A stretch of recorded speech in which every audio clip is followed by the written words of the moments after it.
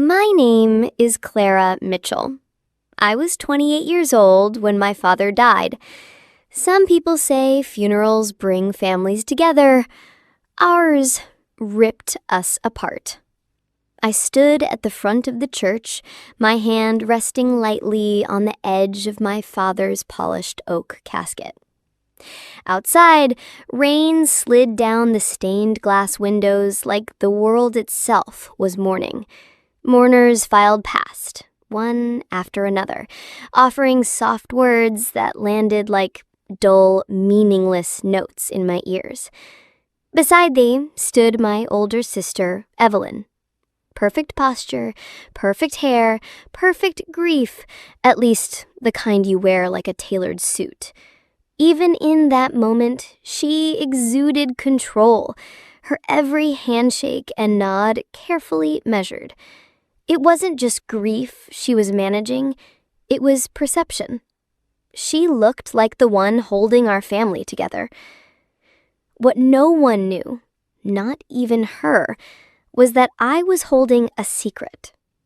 A secret that would turn her carefully curated plans to dust.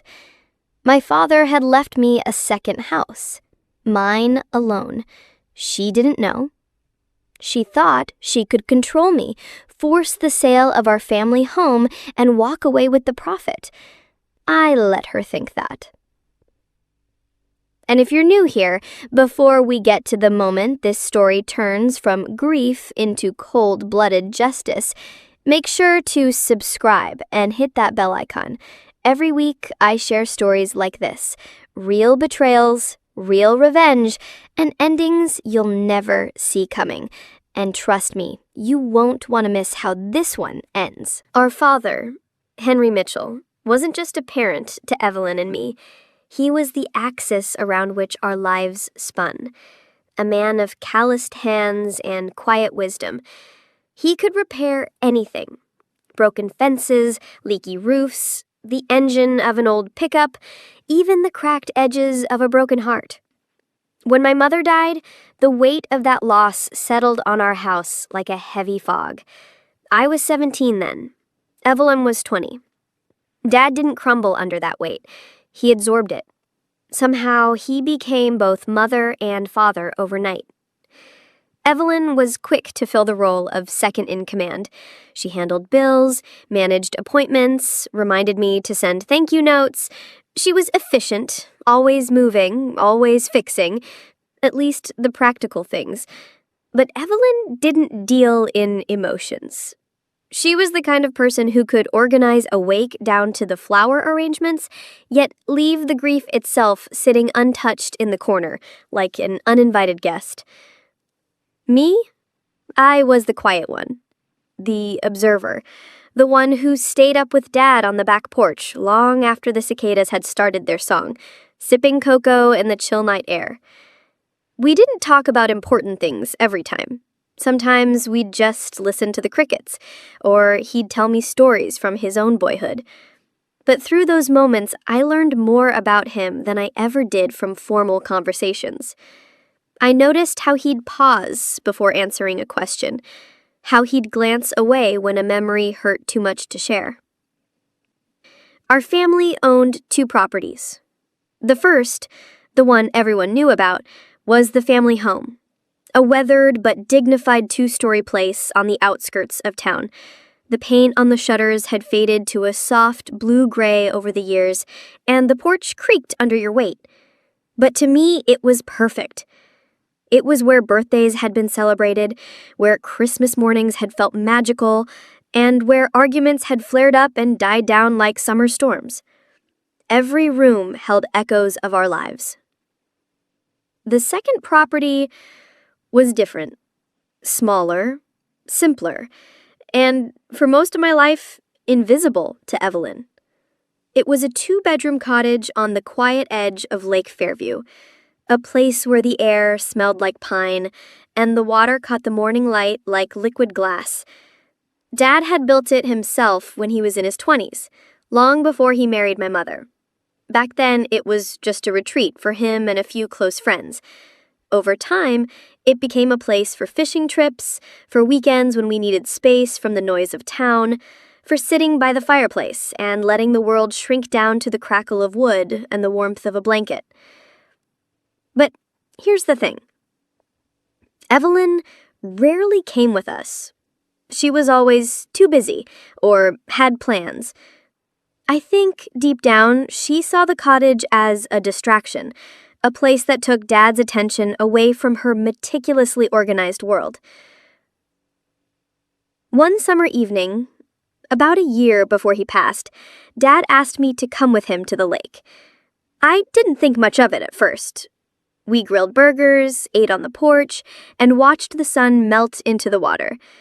The cicadas were loud that night, and I remember the smell of grilled onions still clinging to the air.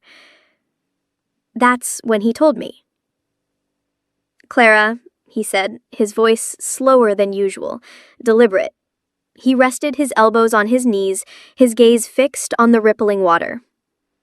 "This place is yours. No one else needs to know.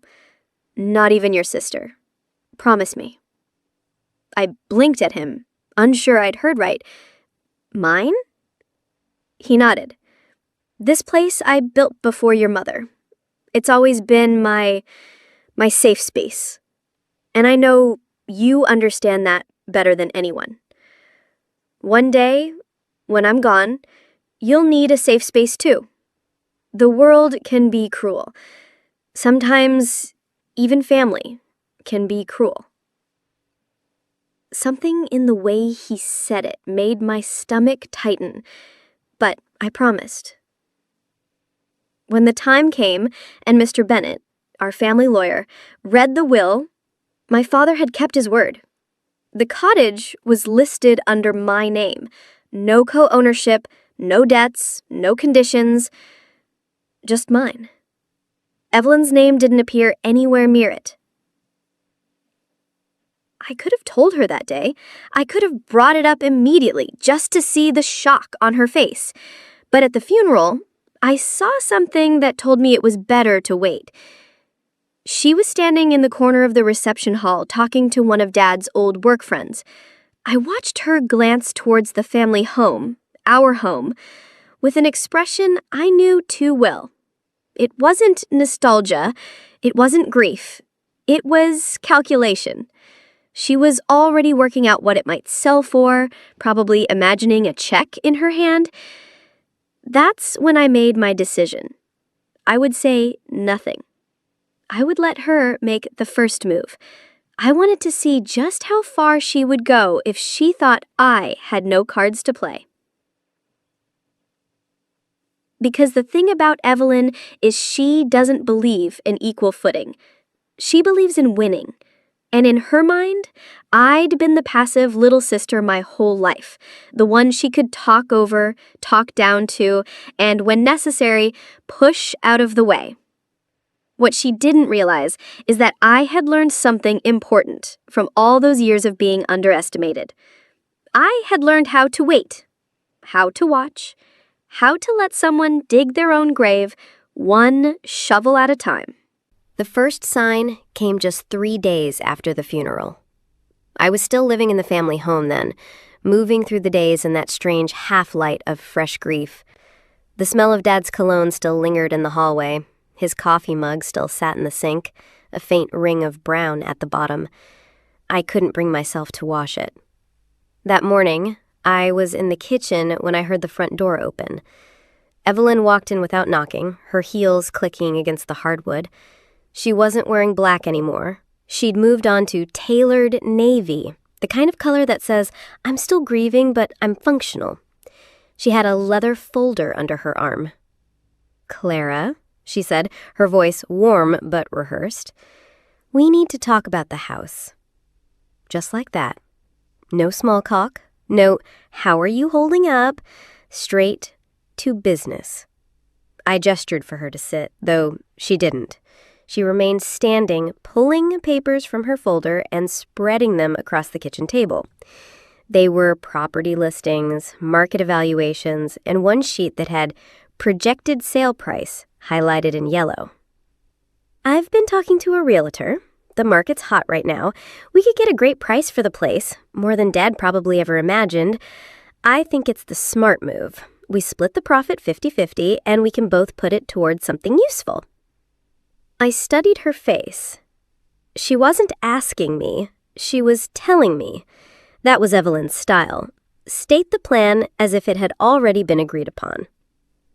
I didn't answer right away. Instead, I asked, "And where would we live?" Her lips tightened just slightly before she smiled again. "Oh, I've been looking at condos downtown, and you could rent something closer to work. We'd both be better off." Better off? She made it sound like selling the house was an act of mercy, but I could see the hunger behind her eyes. She wanted the sale, needed it. That was the first clue. The second came 2 nights later. I found her in Dad's study, the desk drawers open, papers scattered across the surface. She claimed she was organizing important documents before they got lost. But I noticed she lingered over the financial statements, flipping through them like she was searching for something. "What are you looking for?" I asked. She glanced up, expression smooth. "Just making sure there's nothing left unpaid. Don't want any surprises." But her fingers hesitated on the page listing Dad's property holdings. I watched her eyes scan it, probably expecting to see only the family home. The cottage wasn't there. It had been purchased decades ago, before Evelyn and I were even born, and kept under a separate record. She would find no mention of it in those files. Still, I could see a question forming in her mind. The third clue arrived in the form of a phone call. I overheard her in the hallway, voice low but urgent. "Yes, I understand. I just need a little more time. Once the house sells, I'll pay you back in full." Debt. That explained the rush. The pristine image Evelyn maintained had cracks, and through them, I glimpsed desperation. That night, lying in bed, I thought about my father's words of the lake cottage. Sometimes, even family can be cruel. At the time, I'd wondered if he meant Evelyn. Now I was sure of it. I decided to test her. The next day, over coffee, I told her, "I don't know if I'm ready to sell. This is still home." Her reaction was telling. The smile didn't falter, but her eyes sharpened. "I get that, but we have to be practical. It's too much for you to maintain alone. You don't even like mowing the lawn." "I could hire someone," I said lightly. She laughed. "With what money?" "Come on, Clara. Don't make this harder than it has to be." There it was, the push, the subtle pressure wrapped in sisterly concern. Evelyn had always been good at making her wants sound like necessities. That week, she started dropping by more often. Sometimes with property brochures, sometimes with home repair estimates designed to make the place seem like a burden. One evening, she even brought dinner, my favorite takeout, and casually mentioned how much easier life would be once we both had places better suited for us. But here's the thing. Every time she pressed, I pressed back with nothing more than mild hesitation, never outright refusal. I wanted her to think she was wearing me down. Meanwhile, I started my own quiet work. I called Uncle Robert, Dad's younger brother, the only person who knew about the cottage. I told him Evelyn was pushing for a sale. "She's always been like that," he said, his voice heavy. "Your father knew it. That's why he left you that place. You be careful, Clara." I'm not just being careful. I'm watching and I'm waiting. Because I knew the more Evelyn thought she was in control, the harder she would fall when she realized she wasn't. The morning after brunch, I woke up with a plan. Not a full battle strategy yet, just the first move. I needed Evelyn confident, overconfident. People make mistakes when they think they've already won. So I gave her a gift, a little red herring. It started with a text. "Hey, I've been thinking about what you said yesterday. Maybe you're right. Can we meet with your realtor?" Her reply came back in under a minute. "Absolutely. I'll set it up." I could almost hear the relief in her thumbs. She thought I was bending. What she didn't know was that I'd already made my real appointment for later that same day with Uncle Robert. Robert wasn't just family. He was the one person Dad trusted with the full truth. When I told him about Evelyn's push to sell, he sighed like a man who'd been expecting the storm. "She's in trouble, isn't she?" I asked. He nodded slowly. "Deep trouble. Your father suspected this might happen. That's why he left you the second house directly, Clara. No shared ownership, no loopholes. It's yours, free and clear." Hearing it out loud again felt like loading a weapon I'd kept hidden in my pocket. The next step was letting Evelyn think I was on board. We met her realtor, Linda, a polished woman with a white blazer and the kind of smile that said, "I'll sell your childhood home for top dollar and sleep like a baby afterward." I asked questions, took notes, nodded in the right places. I even pretended to be impressed when Linda rattled off comparable sales. "I think we can have offers within 10 days of listing," Linda said, glancing between us. Evelyn beamed. "See? Quick and painless." Painless for her, maybe. For me, this wasn't painless. It was precision. I signed nothing. I made no commitments, but I walked out of that meeting letting Evelyn believe I was fully on board. That night, I began my real work. Step 1. Secure the second house. I called Dad's lawyer, confirmed the title transfer, and requested official documentation in my name. Step 2, remove anything valuable from the family home. Old photo albums, Dad's watch, letters from Mom, anything Evelyn might claim later. While I boxed them up, I thought about Dad. He knew his daughters. He knew the quiet one, the one Evelyn dismissed, would be the one to guard what mattered. The red herring deepened the next day. I accidentally left a property appraisal on the kitchen counter where Evelyn could see it.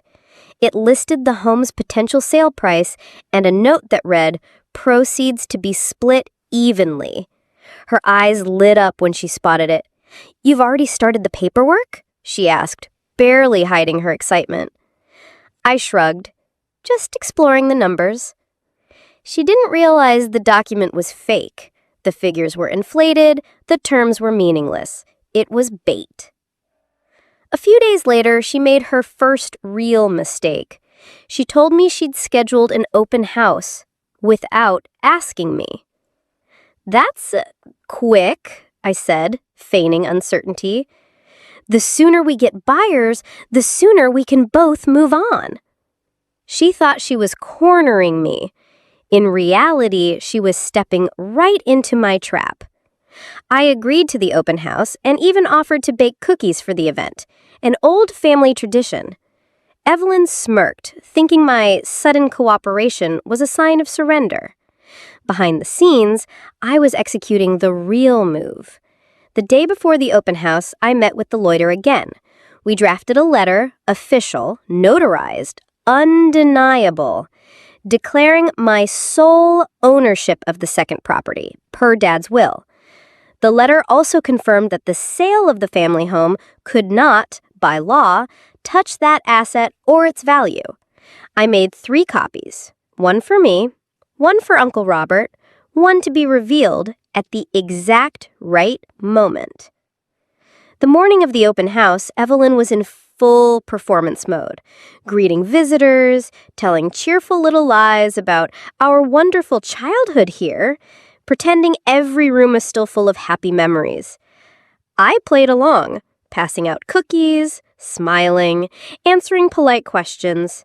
But I noticed Evelyn pulling certain people aside, whispering. Her smile was bright, but her eyes were sharp. She was pre-selecting buyers, One she thought would close fast, ones who'd give her quick cash. By the end of the day, she was buzzing with triumph. "This is going to be perfect, Clara," she said, flipping through a stack of interest cards. "We'll have offers in no time." I smiled, a real one this time. Not because I agreed, but because I knew the clock was ticking. She thought she was days away from victory. In reality, she was days away from the moment her plan would collapse. And the best part? She'd walk right into it, thinking it was her own idea. The open house was over, but Evelyn's confidence wasn't. If anything, she was glowing with it. That night, I found her in the kitchen, glass of wine in hand, humming like she'd already cashed her check. "We could be signing papers in 2 weeks," she said casually, swirling the glass. "I'm going to start looking for a condo downtown." I nodded, leaning on the counter. "You're moving fast." She smirked. "Fortune favors the bold." But what she didn't know, what made me almost laugh, was that she wasn't the bold one in the room. The next morning, the second layer of my plan began, and it started with silence. I didn't confront her. I didn't hint that I knew anything. Instead, I gave her something new to chew on, something that would send her chasing shadows while I moved in the light. I made a single phone call to Linda, the realtor. Not to cancel anything, not to argue, just to ask a strange question. "Hypothetically," I said, lowering my voice, "if there were any legal complications with the will, could that delay the sale?" There was a pause. "Well, yes, of course," said Linda cautiously. "But why would you ask that?" "Oh, no reason," I said. "Just curious." By lunchtime, Evelyn had called me. Twice. When I finally picked up, her voice was sharp. "What's this about legal complications?" I feigned confusion. "Did Linda tell you that?" "She didn't have to," she snapped. "You've been making calls." I sighed. "Evelyn, all I did was ask a question. You know, sometimes wills aren't as straightforward as people think." The seed was planted. From that moment on, she became distracted, nervous, checking her phone constantly, texting someone, disappearing into other rooms to talk in hushed tones. I'd given her just enough uncertainty to make her doubt her position.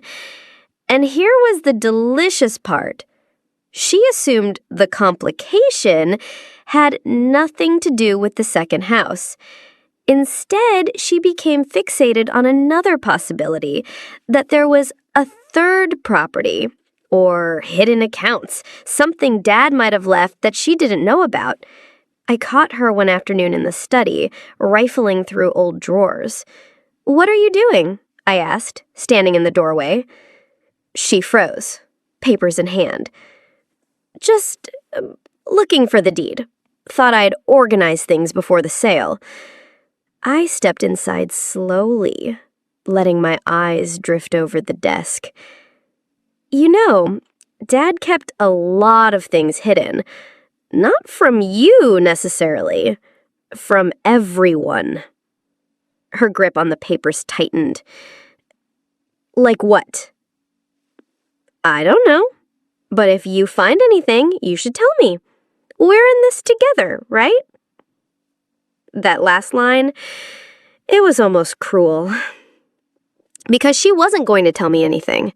She was going to bury herself in the hunt for something that didn't exist.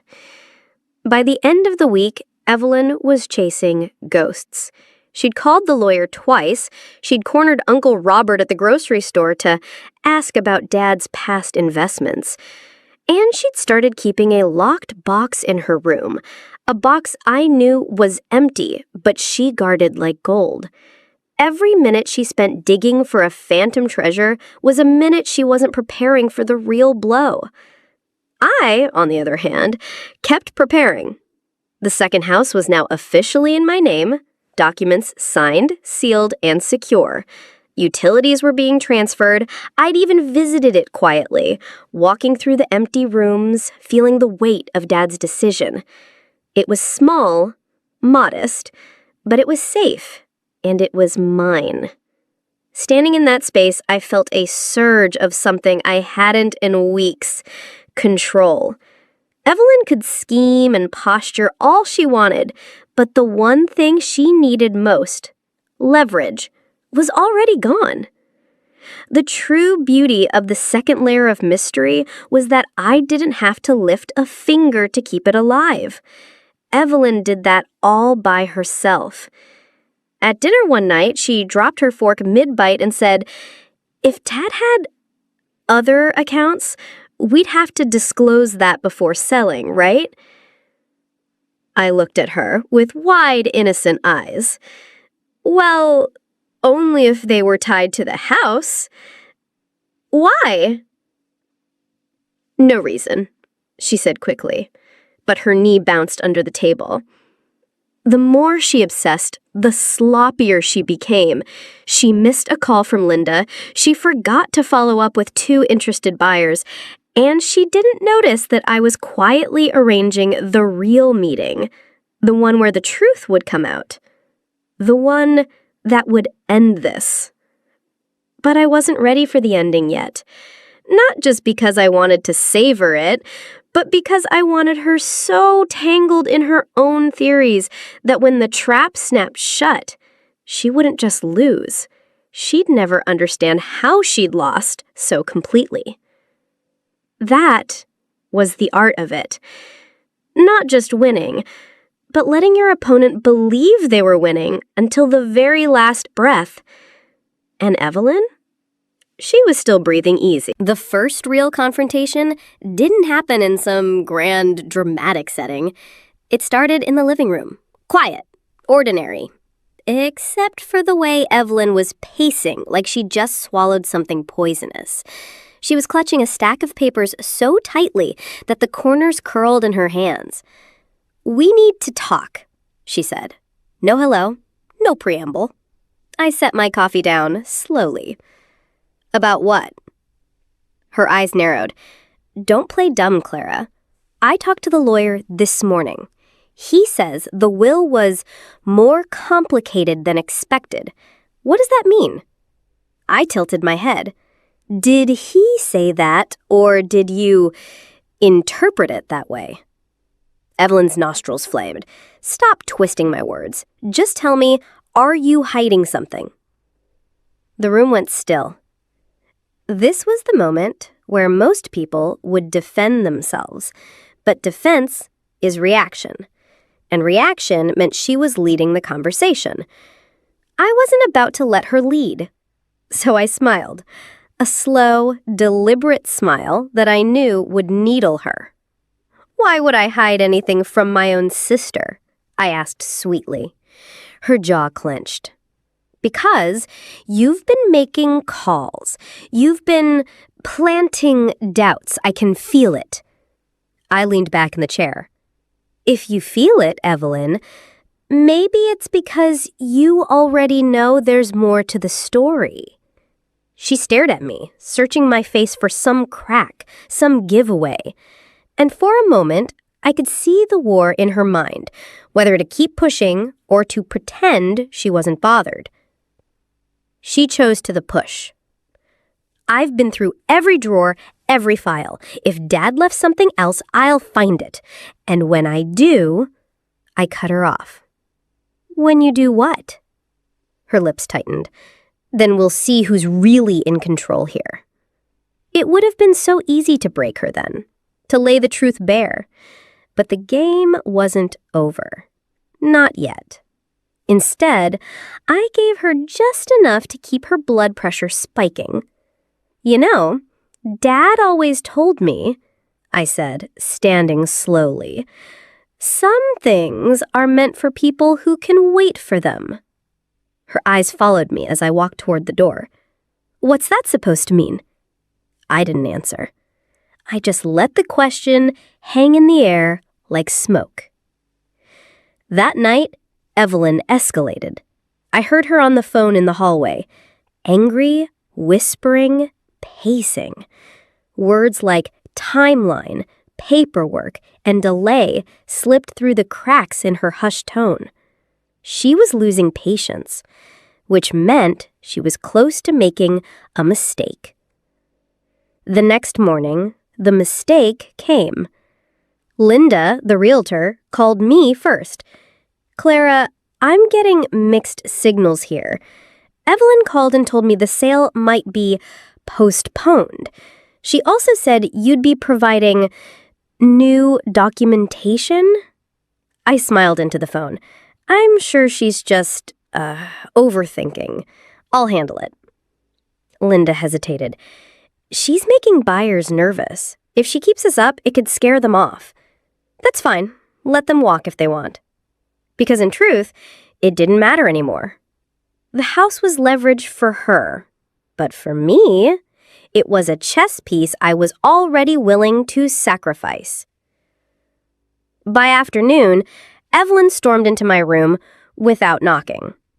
"This is my warning, Clara," she said, standing in the doorway like a prosecutor ready to deliver a closing argument. "You keep dragging your feet, and I will take legal action." I didn't even look up from the book I was holding. "On what grounds?" Her voice went up half an octave. "On the grounds that you're intentionally sabotaging this process for your own gain." Finally, I met her eyes. "And what gain would that be, Evelyn? You think I want to stay in this house with you forever?" She faltered, caught off guard by my bluntness. I closed the book, set it aside, and stood. "I'm not the one rushing into a sale like it's a lifeboat. You are. And maybe, just maybe, that says more about your situation than mine." Her cheeks flushed. "You don't know what you're talking about." "Oh, I think I do." For the first time, she looked rattled, not angry, rattled. I could almost see the gears turning in her head, trying to decide whether she'd just revealed too much. We stood there, inches apart, silence stretching between us like a wire about to snap. And then, very softly, I said, "Be careful, Evelyn. You're not the only one who knows how to play this game." Her breath caught. Just for a second. But it was enough. She turned sharply and left, the sound of her footsteps hard and fast down the hall. That was the thing about confrontations. They weren't always about winning in the moment. Sometimes they were about planting just the right kind of fear. The kind that keeps your opponent awake at night, wondering what you know and when you'll use it. And judging by the way Evelyn slammed her bedroom door that night, I'd planted it perfectly. After our last confrontation, Evelyn kept her distance. On the surface, she was quieter, but I knew better. Quiet wasn't surrender. Quiet was plotting. And that was fine. Because so was I. The first move in my trap was subtle. I started leaving a few financial papers, not important ones, but convincing fakes, spread out on the kitchen counter. Things like maintenance estimates and property inspection results with bold stamps that read confidential and pending review. I made sure to forget them there right before stepping out for errands, and every single time I returned, they had been moved. She was taking the bait. The second move was planting just enough truth to keep her convinced she was close to catching me. I accidentally let my phone ring on the coffee table while I was in another room, with the contact labeled Attorney, Private. Evelyn was in the kitchen at the time. I came back to find her drying her hands, pretending she hadn't heard it. Sure. Step 3 was more direct. One evening, over dinner, I casually mentioned, "Funny thing, I found another envelope in Dad's safe last week. I'm thinking of having it appraised." Her fork froze halfway to her mouth. "Appraised? What's in it?" I shrugged. "Not sure yet. Could be nothing." I let the silence after that do the rest. By this point, Evelyn wasn't just suspicious, she was desperate. She started making late-night phone calls again, this time in even husher tones. I caught pieces of them when I walked down the hall, words like transfer, documentation, before she does, and proof. The best traps are the ones where your opponent convinces themselves they're the hunter.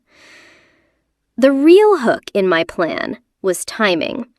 The next week, I forgot to lock my desk drawer. Inside, sitting just slightly visible, was a manila folder labeled with Dad's handwriting, Second Property. Inside the folder was a decoy, completely fake documents for a small, run-down cabin in another state, plus an unsigned letter from a Mr. Thompson discussing a potential buyout. If she took the bait, she'd waste all her energy chasing a property that didn't exist. Sure enough, the folder was gone within 48 hours. Evelyn didn't mention it, of course. She played it cool, as if she hadn't just stumbled onto something huge. But I noticed her sudden increase in business errands and the way she kept checking her email more often. She thought she had me cornered. In reality, she'd just stepped into my favorite part of the trap, the false lead. Meanwhile, I moved on to the real play, securing my inheritance. The second house, the real one, was already in my name, thanks to a quiet legal process I'd completed right after the funeral. The title was secure, the paperwork airtight. All I needed was for Evelyn to be too distracted to even think about looking for it. 2 days later, she tried her first strike. She came into the living room with a thin smile and said, "I've been doing some digging. Turns out Dad had other assets. Did you know?" I kept my face perfectly blank. "Other assets? Like what?" She shrugged, her voice just a little too casual. "Oh, nothing worth much. Just interesting to know what he kept from us." I could practically hear the subtext, "I've caught you." That night, I sent a short, cryptic text to her phone from an anonymous number. "Be careful where you dig. Not all treasure is meant to be found." By the next morning, Evelyn was spiraling. Her calls got longer, her temper shorter. She barely looked at me over breakfast. She'd spend hours locked in her room, probably cross-referencing the fake property with anything she could find online. Perfect. When you set a trap, the key is to give your opponent room to hang themselves with their own rope. I gave her 10 days. 10 days where I played the quiet, distracted sister while she burned every ounce of her energy chasing a ghost. By day 11, I had everything in place. The papers for the real property were filed, the bank account linked, the security system installed. It was done. The final piece was making sure she knew she'd lost without me ever having to say it directly. So, on a sunny afternoon, I stood at the kitchen counter signing what looked like more property documents. I made sure the title on top was big enough to read, Deed of Ownership, Willow Lane.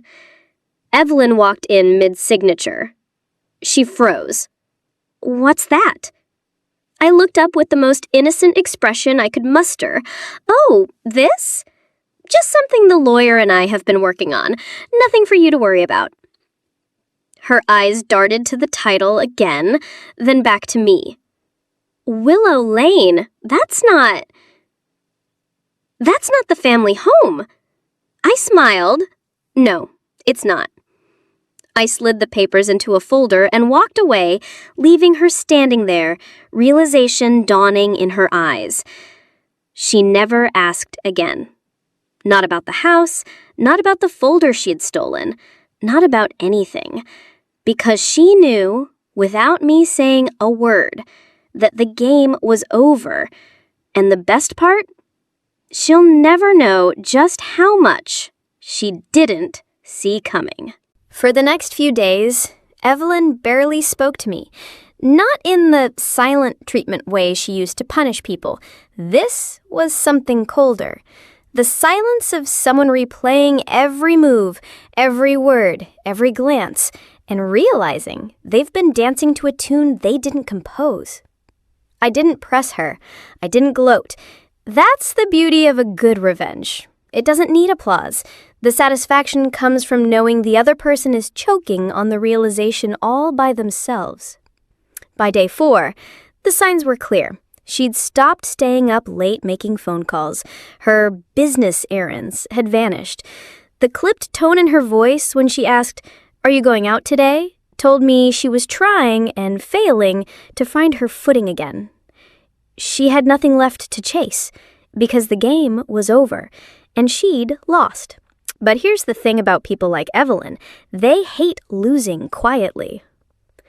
On a rainy Thursday morning, she decided to take her last shot. I was sipping coffee at the dining table, scrolling through emails, when she marched in with a stack of papers. "You've been hiding things," she said flatly, sliding the papers across to me. I glanced down. Printouts of the fake cabin deed, the phony Mr. Thompson letter, and even a grainy satellite image she'd clearly pulled from Google Earth. I looked up. "And?" She leaned forward. "I've already contacted an attorney. If you think you're going to keep all of this to yourself, you're wrong. Gad wanted—" I cut her off, keeping my voice calm.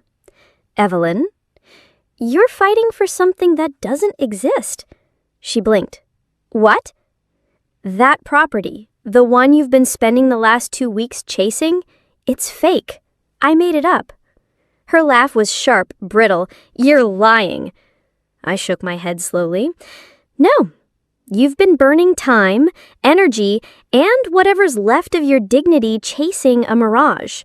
Meanwhile, the real property? Already in my name. The title's been secure since 2 weeks after the funeral." I let that hang in the air. Her face went pale, but her eyes flared with rage. You tricked me?" I took a slow sip of coffee. "No, Evelyn. I let you trick yourself. I just pointed you in the wrong direction."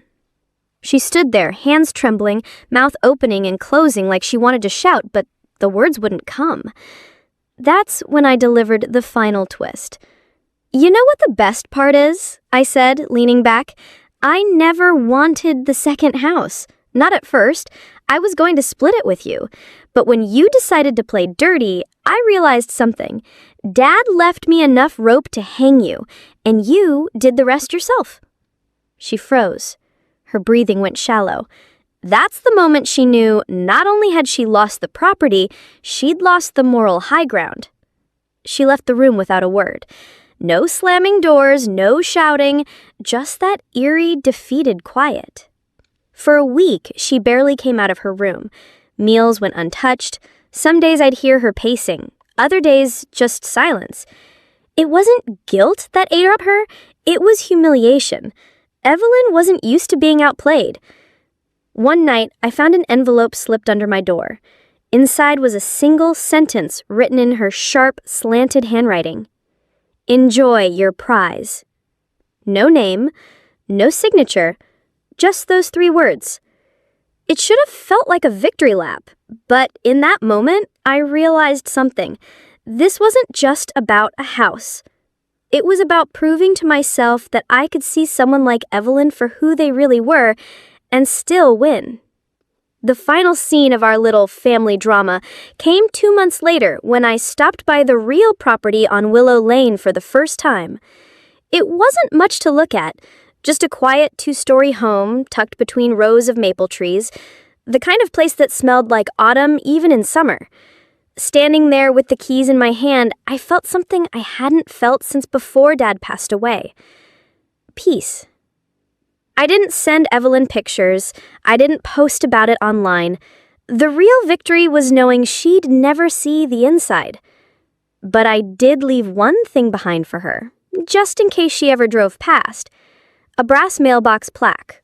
3 words engraved in neat, clean lettering. Not for Evelyn. When I locked the door that first night, I wasn't just securing the house. I was closing the last chapter on years of being her pawn. Evelyn will spend the rest of her life telling herself she could have beaten me if she'd only caught on sooner. But that's the thing about traps. By the time you realize you're in one, you're already too deep to climb out. And that was my sweetest revenge.